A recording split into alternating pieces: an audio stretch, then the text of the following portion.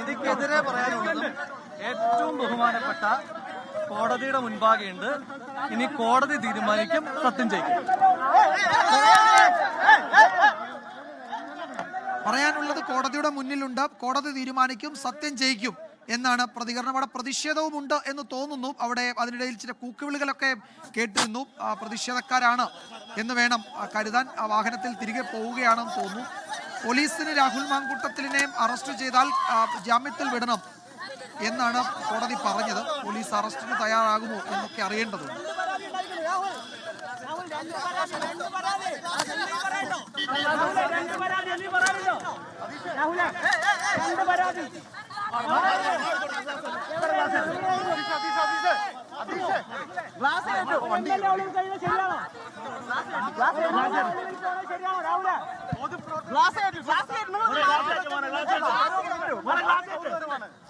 പറയൂ, താങ്കൾക്ക് ഉന്നയിച്ച ആരോപണം വളരെ ഗൗരവകരമാണ്.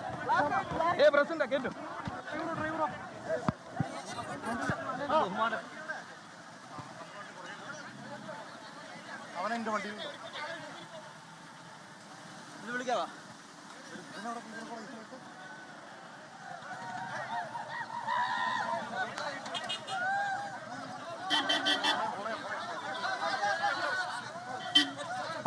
പതിനഞ്ച് ദിവസത്തെ ഒളിവ് ജീവിതത്തിന് ശേഷമാണ് രാഹുൽ മാങ്കൂട്ടത്തിൽ പാലക്കാട്ട് തിരികെ എത്തുന്നത്. അവിടെ വോട്ട് രേഖപ്പെടുത്തി.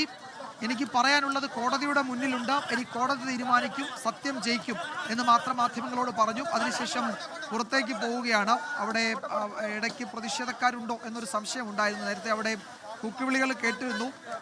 ചില കുറച്ച് ആളുകൾ അവിടേക്ക് വരുന്നതും ചില എന്തൊക്കെയോ പോസ്റ്ററുകളൊക്കെ ഉയർത്തി അവിടെ പ്രതിഷേധിക്കുന്നത് കാണുന്നുണ്ട്. ആരാണ് എന്ന് വ്യക്തമല്ല. രാഹുൽ മാങ്കൂട്ടത്തിൽ ഇന്നലെ തിരുവനന്തപുരം സെഷൻസ് കോടതി രണ്ടാമത്തെ കേസിൽ ആന്റിസിപ്പേറ്ററി ബെയിൽ മുൻകൂർ ജാമ്യം അനുവദിച്ചിരുന്നു.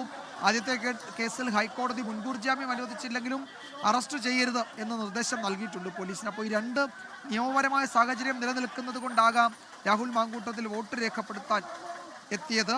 രാഹുൽ മാങ്കൂട്ടത്തിലിനെ അറസ്റ്റ് ചെയ്യുകയാണെങ്കിൽ ജാമ്യത്തിൽ വിടണം എന്ന് ഇന്നലെ സെഷൻസ് കോടതിയുടെ ജാമ്യ ഉത്തരവിൽ പറയുന്നുണ്ട്.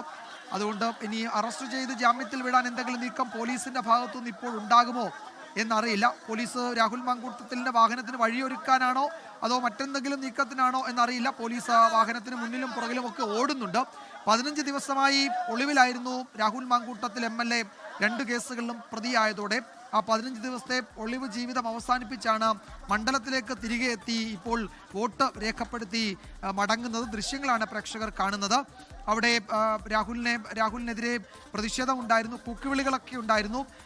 വോട്ട് രേഖപ്പെടുത്താൻ രാഹുൽ മാങ്കൂട്ടത്തിൽ എത്തുമോ എന്നൊക്കെ നേരത്തെ സംശയമുണ്ടായിരുന്നു.